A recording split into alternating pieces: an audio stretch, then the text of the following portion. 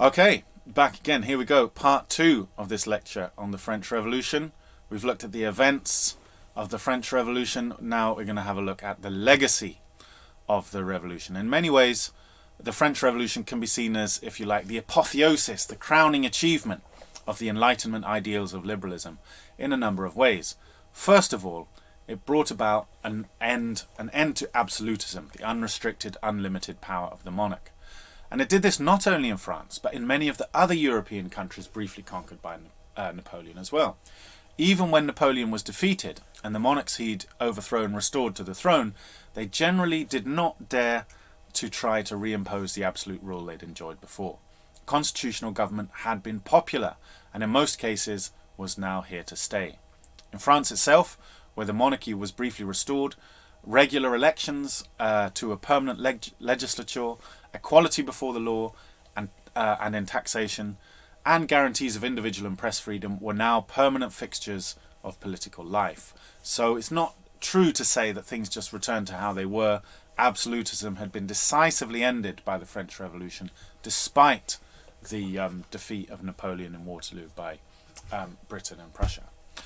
The powers of the church were also permanently restricted. It was the Napoleonic invasion of Spain, for example, that finally put an end to the tyranny of the Spanish Inquisition, which had been responsible for the torture and execution of so many suspected Jews, Muslims and Christian heretics over the centuries. Secondly, feudalism and feudal privileges were finally abolished, again never to be restored. Landlords could no longer impose their own taxes or demand unpaid labour of those living on their estates. The hated corvée had finally been abolished, and also abolished was the tithe, the tax paid by each village to the church, and church lands were confiscated, effectively ending the political power of the church. Even when the monarchy was restored, the church never got their land back and thus became materially dependent on the state. So really you can see with the French Revolution, the decisively ended the church as a political force, really, you can say, I think. These measures represented the realization of the liberal ideal of political equality and equality under the law, each citizen having the same rights as the others, none having a higher legal status than another. And thirdly, the French Revolution had firmly established the idea of national sovereignty, in which nations, national bodies of citizens, not kings, not churches, but nations, were held to be the supreme source of authority in human affairs. And the justification for being in government following the French Revolution was really only ever support from the people. It's the Lockean idea, consent of the governed. But really this kind of was really fully established this and imposed this idea by the French Revolution. And this in turn led to a whole ideology of national independence. As William Doyle, author of a very short introduction to the French Revolution, has noted, quote, "A new principle of political legitimacy had been irrevocably launched, and within 100 years the sovereignty of nations had achieved acceptance throughout Europe and the Americas, and in the 20th century be invoked in its turn to expel Europeans from all their overseas colonies." So this idea of national sovereignty, that the nation, the national group of people, they're the supreme source of authority and legitimacy. And this links obviously in turn to the idea of popular sovereignty, that legitimate power can only derive from the people. There were other global repercussions as well. As we mentioned in Haiti, there were tumultuous events taking place. Toussaint Louverture, inspired by the ideals of the French Revolution, led a slave rebellion in the French colony of Haiti, as I mentioned.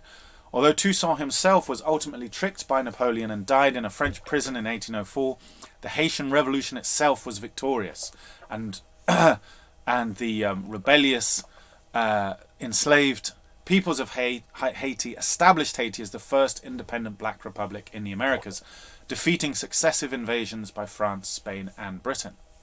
Elsewhere in South America, other colonies also gained their freedom as a consequence of the French Revolution.